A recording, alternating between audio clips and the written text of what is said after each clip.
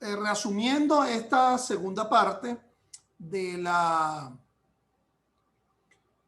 excepciones a las prohibiciones probatorias penales, quien les habla es el profesor Ángel Serpa Aponte, desde Caracas, Venezuela, profesor de la Universidad Central de Venezuela en pre y posgrado y otras universidades. Y estas clases virtuales vinculadas al derecho penal, al derecho procesal penal, las pueden encontrar en mi canal YouTube, Ángel Serpa Aponte.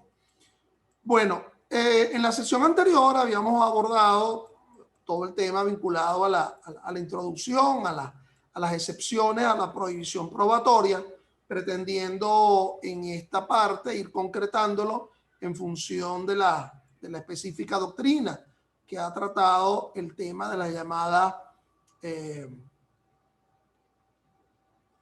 excepciones a dicha prohibición probatoria.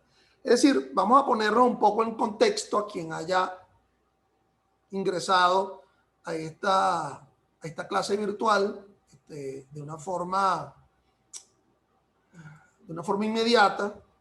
Es decir, tenemos la idea de que es con prueba con la cual se demuestra el hecho objeto del proceso, la responsabilidad penal, más sin embargo, esa obtención probatoria no puede ser, digamos, a trocha y mocha, sino que ha de estar vinculado al cumplimiento de garantías, como lo ha establecido la propia Constitución, y en el caso venezolano, en el 49.1, y las hipótesis de ilicitud probatoria están descritas en el 181 del Código Orgánico Procesal Penal. Más sin embargo, la doctrina ha venido tratando el tema de las excepciones a la prohibición probatoria, es decir, que no solamente el problema de la ilicitud probatoria ha de estar vinculado a un tema de resultado en la obtención probatoria, sino que hay que analizar si realmente hubo un propósito, una intención ilícita en la obtención de la prueba que haya resultado ilícitamente obtenida, valga el juego de palabras, y en el análisis de esa intención derivar si estamos en presencia de prohibiciones probatorias o no. Eso en síntesis, era lo que se había abordado en la sesión anterior con respecto a esta misma problemática. Entonces, fíjense, aquí hay un tema que es interesante. Licitud con libertad probatoria. Ahí está el 181 del Código Orgánico Procesal, abordándonos las hipótesis de ilicitud probatoria, que ya las mencionaba en la pasada sesión. ¿Ok? Indebida intromisión en la intimidad. Recuerden que yo les manifestaba que eran como 16 hipótesis contenidas en el 181, pero que fundamentalmente aborda tres aspectos. Uno, la ilicitud del sujeto de prueba per se, propiamente dicho, de forma íncita. ¿Ok? Por ejemplo, el caso de la declaración coacta de un familiar dentro del cuarto grado de consanguinidad o segundo de afinidad. Por ejemplo, la obtención de alguna prueba que haya sido derivada en mecanismos que violentan el pudor de alguien, ¿ok? La coacción física, pero también se habla de mecanismos en la obtención probatoria. Por ejemplo, el conocimiento de una prueba en una fase preparatoria y luego el titular de la acción penal la viene a ofrecer en plena fase de juicio, siendo que tenía que haberla ofrecida al culminar dicha fase preparatoria porque tenía conocimiento de ella y debió haber sido en tal forma ofertada en la acusación. Pero también hay una tercera modalidad que sería la ilicitud en la propia producción probatoria. Y la propia producción probatoria no va a ser en otro momento que en el propio juicio oral y público, porque como lo establece el 312 del Código Orgánico, no podrá realizarse en ninguna otra fase de lo que le es inherente al propio juicio oral y público. Juicio oral y público que es donde debe darse el debatir sobre la prueba. Bueno, ¿de dónde se deriva esto? Muchas normas lo precisan. Bueno, nada menos que el 8 del COP, el 14 del COP, la inmediación probatoria, el 346, el 312 del Código Orgánico Procesal Penal. Entonces, la fase inherente del cual vamos a auscultar la fiabilidad de la prueba, y si no es fiable, por lo tanto es mendaz.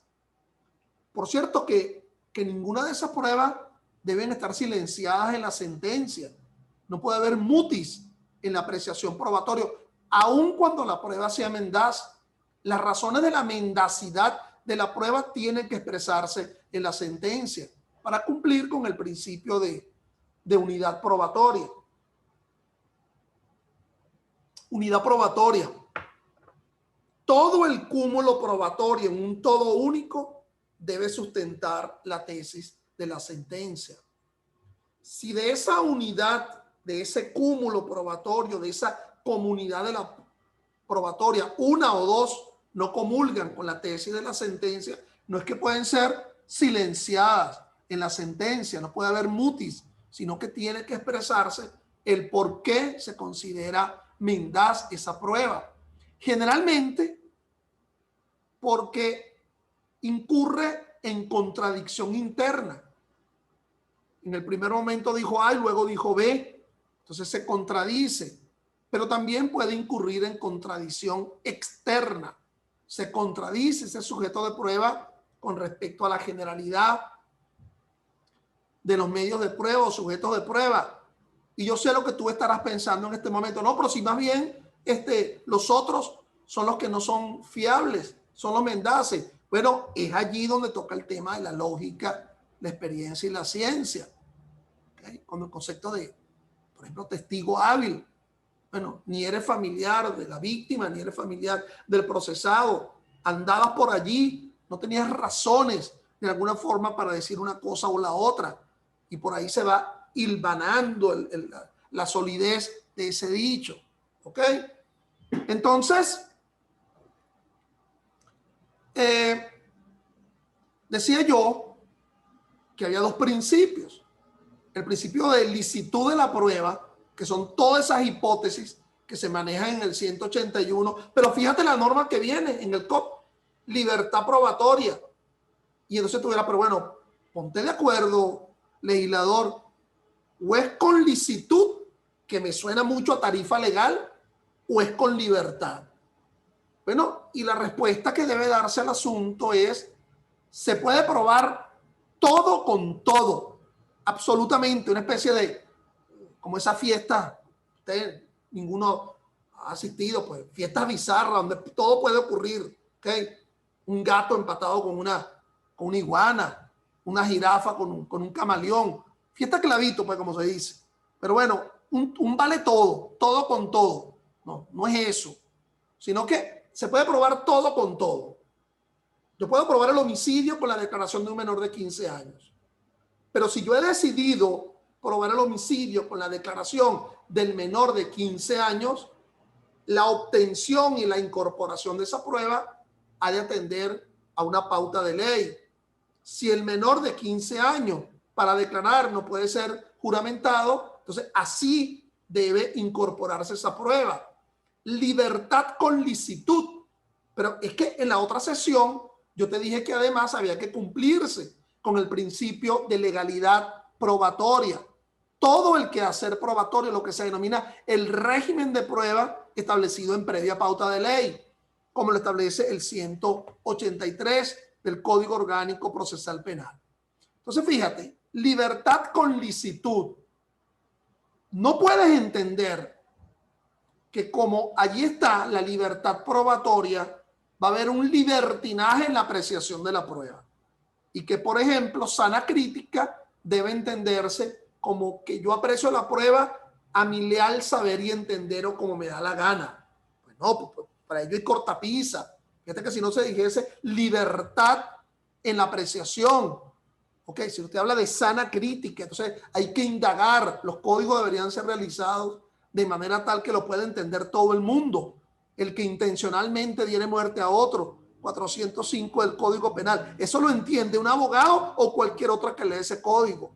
Pero ¿cómo podrá entender otro que no sea abogado una cosa tan importante como la apreciación de la prueba y te encuentras con los dos paticos, el 22, COP, las pruebas se aprecian por la sana crítica. Y tú te rebanas los sesos para decir, bueno, pero ¿qué será eso de sana crítica? Entonces, hay una explicación de derecho, o sea, de quemarse la pestaña, de estudiar derecho para poder afirmar lo que es sana crítica, a partir de muchas apreciaciones, empezando por el famoso folletico aquel de Couture, ¿verdad? La sana crítica. Entonces, eso de libertad con licitud no es porque una excluya a la otra, cero mata cero, ¿verdad? Como las ecuaciones. Entonces, bueno, como es libre, dejamos el prisma de la libertad, de la licitud, perdón. Pero como a la vez se indica que es con licitud, entonces tiene que ser apreciada la prueba de acuerdo a una tarifa de ley. Documento público tiene mayor valor que documento privado. Pues no, nada de eso. ¿Ok? En un proceso penal, si por lógica, experiencia y ciencia o atendiendo la sana crítica, ese documento privado me da un convencimiento, tendrá más valor que un documento público. ¿Ok? Entonces, bueno, pero vamos a circunscribirnos al tema de y yo lo primero, de las excepciones a la prohibición probatoria. Lo primero que quiero mencionarle es que si alguien ingresó a esta disertación o lo está viendo después en el canal YouTube, en el sentido de que yo voy a hablar de las excepciones que establece el Código Orgánico Procesal Penal, es decir, las excepciones contenidas en el artículo 28 y las oportunidades de oposición de las excepciones, ¿verdad? Conforme al 29, al 30, al 31 del Código Orgánico Procesal Penal. No, esta no es. Te equivocaste de disertación. ¿Okay? Es buena la oportunidad entonces de que no la sigas viendo, porque no es eso, son las excepciones. Cuando yo hablo de las excepciones, planteo el punto de vista, cómo podemos, de alguna forma, y aquí voy a cometer una blasfemia, ¿ok? Casi me vuelvo iconoclasta en el asunto, es decir, cómo podemos entender que no se respeten las prohibiciones probatorias. ¿Cómo podemos encontrar mecanismos para ir desconociendo esta pauta de garantía tan importante que es el principio de legalidad? ¿Ok? La obtención de la prueba vinculado al debido proceso. No es poca cosa lo que se está afirmando. Entonces, bueno, esto de las excepciones a la prohibición probatoria, de nuevo, repito, es álgido, te deja como un amargo sabor en la boca, y surge de planteamientos doctrinarios que se acogen a realidades. ¿Okay? La vida es como es, mis estimados. La vida no es solamente un problema de códigos, la vida es como es. ¿Okay? Y pueden darse esas circunstancias de forma excepcional y hay que apreciarlas en ocasión a un proceso. Bueno, si para afirmar el establecimiento de la responsabilidad penal desde un punto de vista formal sustantivo hay que hacer valoraciones, hay que asumir axiología, hay que saber cuándo se habla de un dominio, de un riesgo o el desvalor de la acción con respecto al resultado, con mucho más razón desde el punto de vista procesal, desde el punto de vista adjetivo. Es decir, hacer estimaciones que no es que atiendan a lo discrecional, sino a pautas axiológicas, valorativas. Lo axiológico y lo valorativo implica fundamentalmente un problema de jerarquías. ¿Qué es más importante? ¿Cuál es la finalidad ulterior más importante frente a un caso en concreto? Vamos que los temas de jerarquía y de valoraciones están desde el punto de vista constitucional. ¿Para qué está una sala constitucional? Para que en un caso en concreto establezca qué valor está en supremacía con respecto a otro frente a esa circunstancia. ¿Democracia o vida? Bueno, claro, la democracia como sistema de gobierno, pero la vida es superior a un planteamiento democrático, ¿ok? Propiedad o vida o integridad corporal. O sea, hay planteamientos que hay que asumirlo jerárquicamente.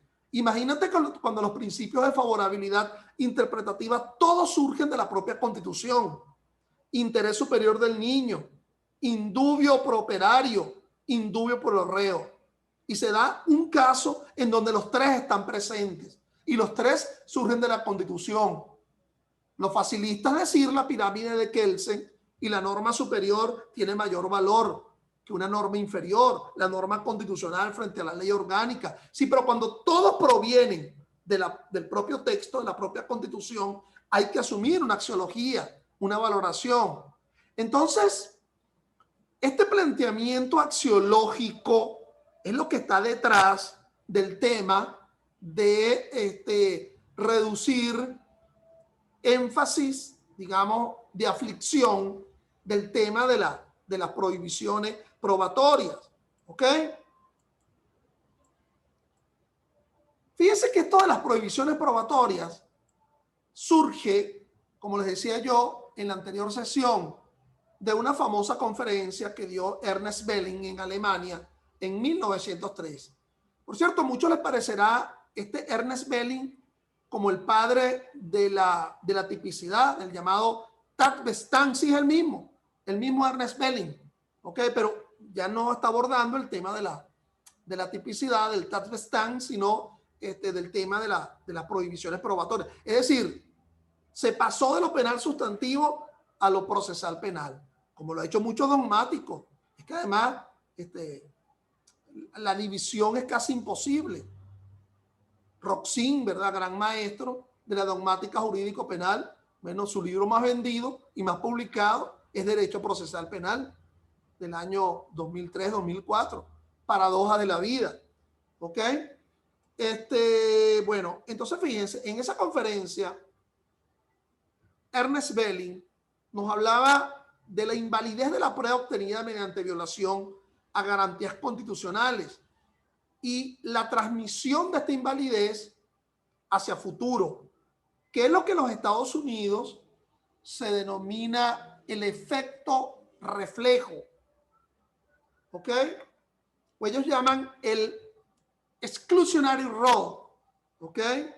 Las prohibiciones probatorias, con la famosa expresión the fruit of the poisonous tree, la fruta del árbol envenenado. Ninguna fruta podría consumirse si proviene de un árbol cuya savia, ¿verdad?, cuyo nutriente se encuentra envenenado, contaminado. El efecto de metástasis obra en todo el andamiaje. Entonces, bueno, esto de las prohibiciones probatorias, el llamado, de nuevo, exclusionary rule, que está en el ámbito norteamericano, pero tiene restricciones. ¿Ok? El planteamiento de prohibiciones probatorias había que hacerlo necesariamente. Y fíjate que se tardaron mucho, ¿no? En la ciencia del derecho procesal. Fíjate tú, comienzo del siglo XX, 1903. Oye, esto debe haber sido desde antes, porque ¿qué era lo que había antes? Bueno, tortura para obtener la verdad. ¿Ok? Imagínate el primer código, digamos, penal procesal conocido en el año 1525, la Constitutio Criminalis Carolina, Sacro Imperio Romano Germánico. La duración de una tortura para obtener la verdad tenía que ser la duración de una oración. No digo de una frase, sino de una oración, de un rezo. ¿Ok? Es decir, torturar a alguien para obtener la verdad en un proceso debía durar lo que durara un rezo. Oye, ojalá que fuese una oración rapidita, yo siempre lo digo, casi como chiste, ¿verdad? Con Dios me acuesto, con Dios me levanto, con Dios y la Virgen y el Espíritu Santo, rapidito. ¿Tú te imaginas que fuese, qué sé yo, el novenario, el rosario? A la gente no solamente le quitan la uña para obtener la verdad, sino el dedo completo. Bueno, esas cosas pasaban. ¿Ok? Obtención de tortura, la tolerancia de la tortura.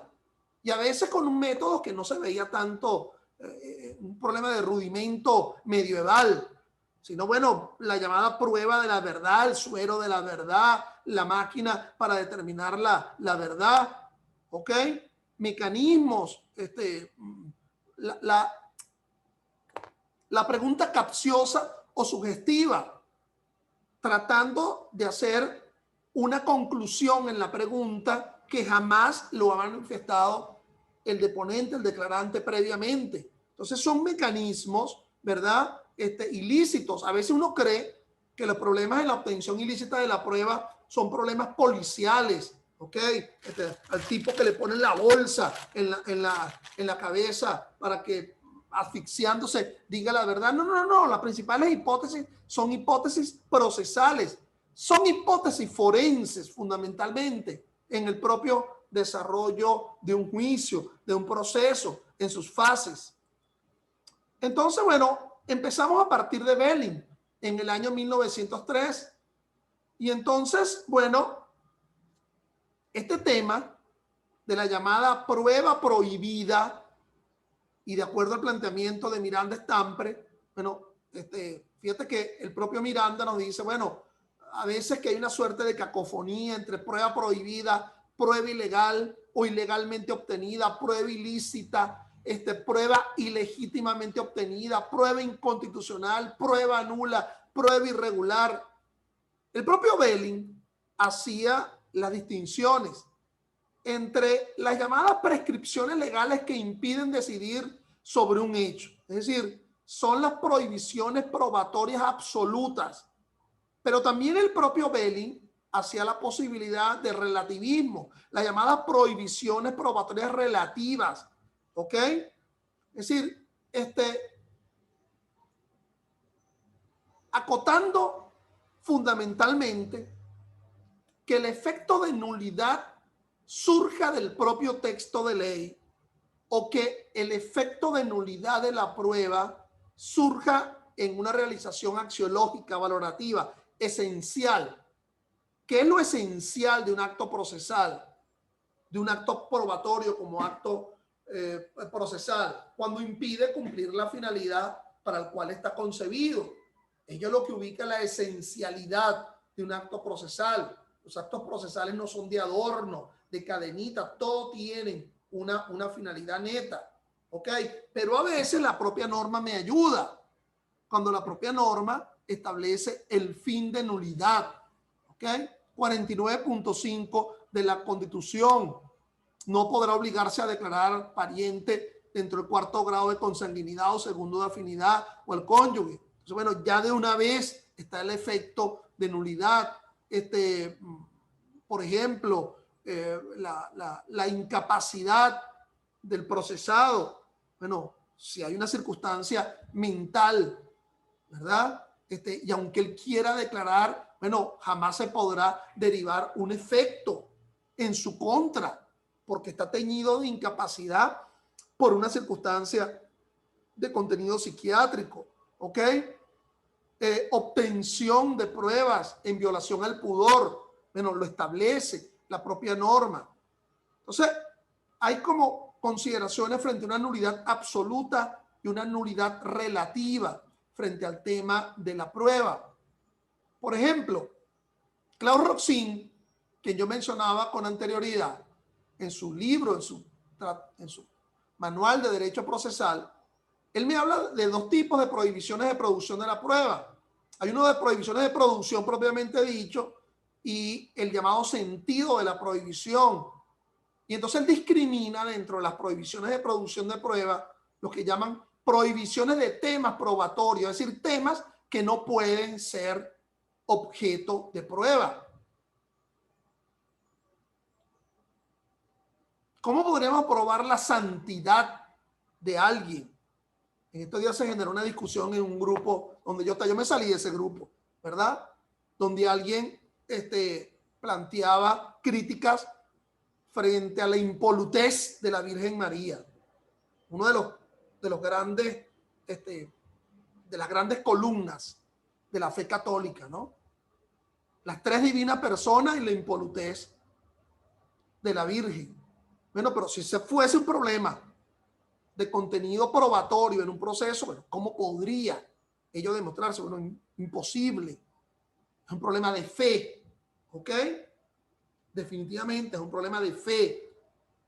Fíjate que hay cosas que a veces nos traen cierto relativismo, ¿no? Vamos a verlo saliéndonos del ámbito de lo procesal, lo laboral, por ejemplo. Viene una ley y establece que las vacaciones se pagarán a nivel, se otorgarán a nivel de 30 días con pago de 45.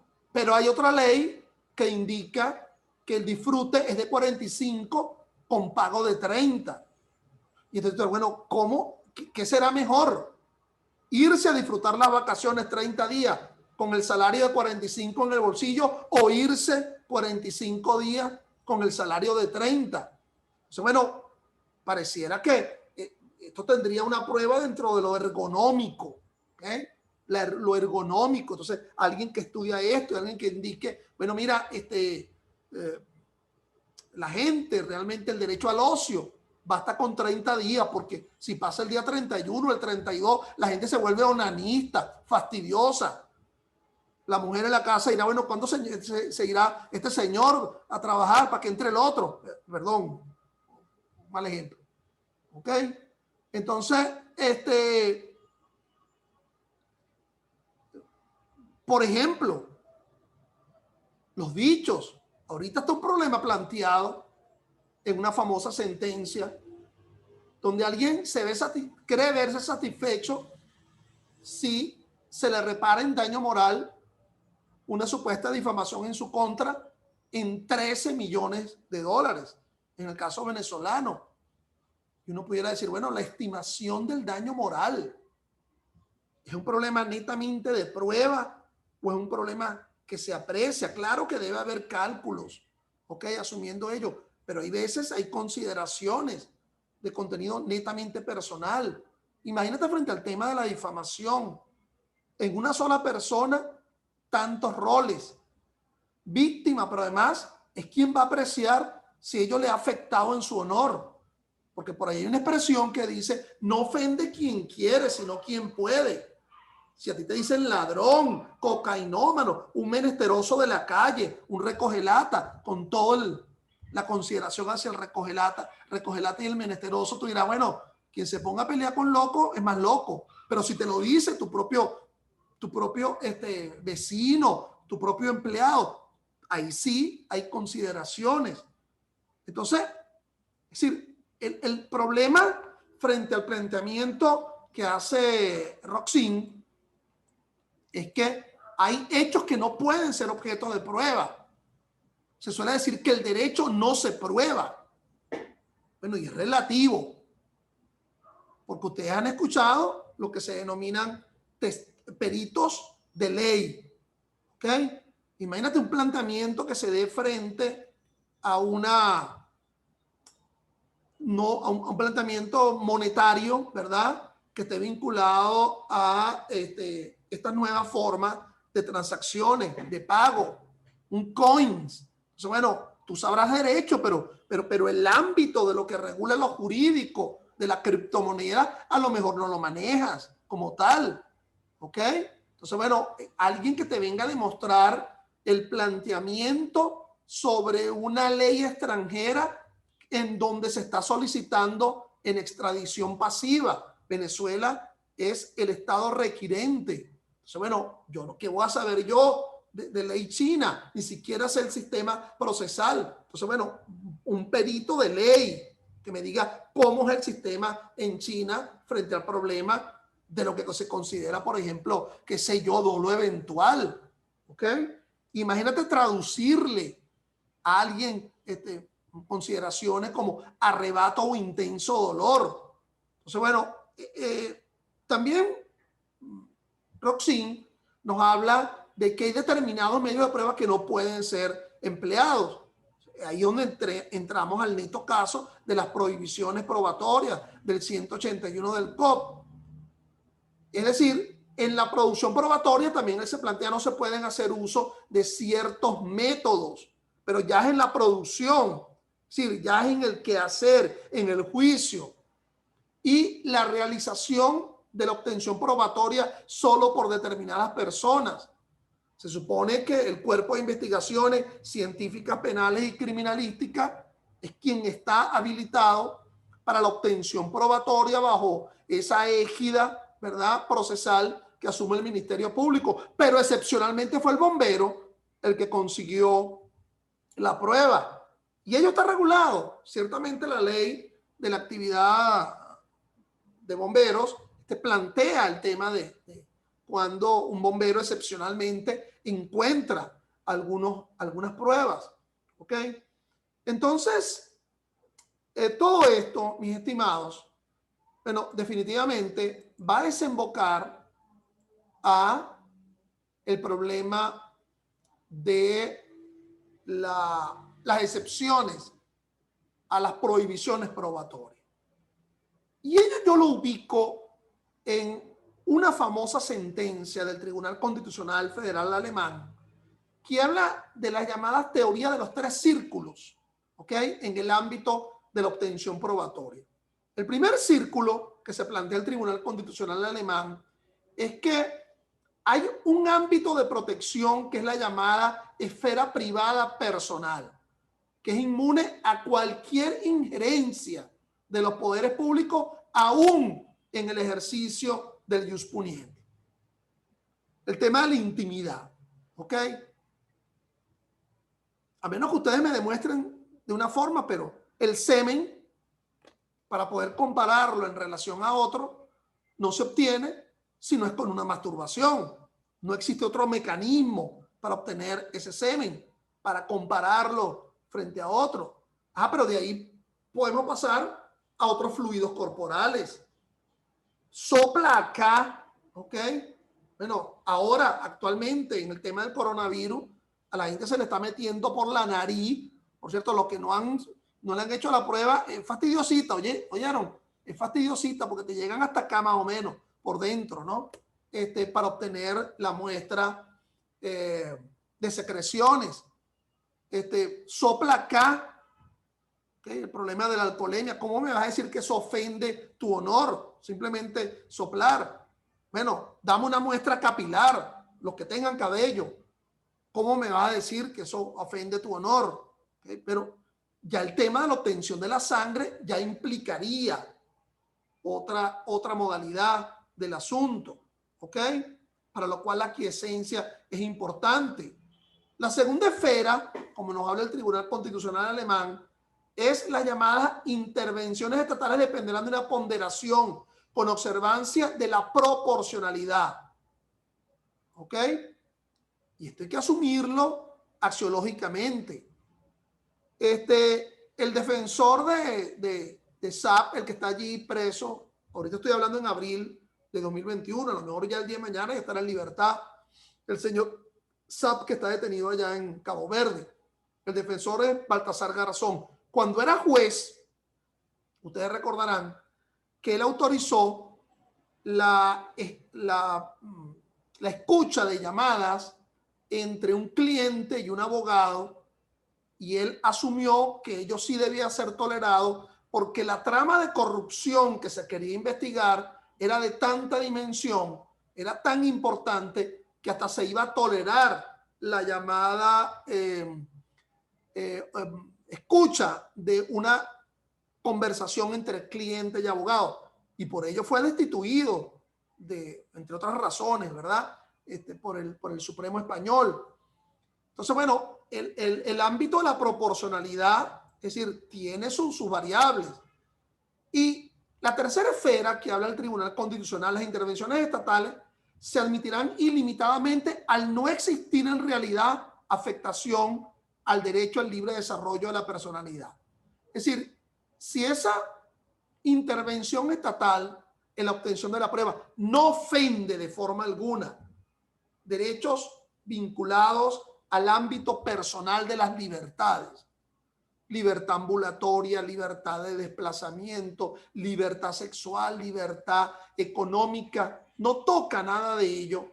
Entonces, bajo ese prisma del Tribunal Constitucional, ello sí podría ser tolerado. De allí, mis estimados, vamos a hablar de las cuatro vertientes frente a las llamadas excepciones. Yo fundamentalmente me interesa mucho el llamado exclusionary rule del ámbito anglosajón que se plantea en una sentencia, Wick contra Estados Unidos, del año 1914, la prueba obtenida mediante un allanamiento y registro realizado sin la correspondiente orden judicial no debió haber sido admitida en un procedimiento penal federal, sobre la base de que la incorporación y valoración de dicha prueba en el procedimiento implicaría una vulneración de las garantías establecidas en la cuarta enmienda. Nada distinto a lo que nos abordaba Ernest Belling con su prohibición probatoria. Pero aquí viene las 3 o 4 excepciones. La primera, lo que se llama el efecto disuasivo. Es decir, esto de la obtención ilícita de la prueba siempre va a tener una finalidad de disuasión, el deterrent efecto frente a otro, ¿ok? Y por lo tanto, si el conocimiento de la obtención ilícita no se dio de forma pública, según este criterio, ello no conduce al llamado efecto disuasivo. Pero si es ante el conocimiento de todo, debe mantenerse la prohibición probatoria para evitar que a futuro se vuelva a incurrir en violaciones a la garantía.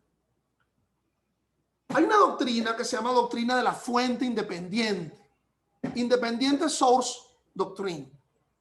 Es decir, esta teoría implica que sí, efectivamente, en la realidad se obtuvo esta prueba de una forma ilícita. Pero es que, aun cuando no se hubiese obtenido de forma ilícita, siempre había una fuente independiente para poder llegar a ella. ¿Ok? Por ejemplo, se dijo que María mató a Juana y eso lo dijo Pedro, quien fue coaccionado. Pero a quien se le permite declarar libremente, solamente porque está protegido por la propia Constitución, que es la madre, un familiar dentro del 4º grado de consanguinidad, afirmó, dijo, libre de apremio y coacción, que Pedro mató a Juana. Y se le dijo, mire, pero usted no está obligado a declarar. Igualmente, bajo esa fuente independiente, se obtuvo ese mismo resultado. La otra es el llamado descubrimiento inevitable, inevitable discovery. El acto de prueba ilícito y su consecuencia, el fruto del árbol envenenado, inexorablemente es un acontecimiento futuro a través de otro sendero probatorio. El famoso ejemplo que yo manifestaba a ustedes con respecto al bombero que entraba a apagar el fuego, y allí se encuentra con esa prueba. No era su intención el encuentro probatorio, pero inevitablemente se llegó a ello. ¿Ok? La tesis del llamado descubrimiento inevitable. La otra tesis, que es como una especie de agregado de esta, es la de la buena fe, good faith exception. Es decir, no hubo una intención dolosa en la obtención de la prueba, sino que esto se obtuvo, digamos, en buena fe. Como te afirmo, ninguna de ellas expresamente ha sido aceptada por la doctrina del máximo tribunal, afirmándose el tema de la llamada ilicitud probatoria, pero se los manifiesto, ¿verdad? Porque creo que deben ser tomadas en cuenta para no asumir el tema de la ilicitud probatoria como una pauta netamente objetiva. Gracias y hasta una próxima oportunidad.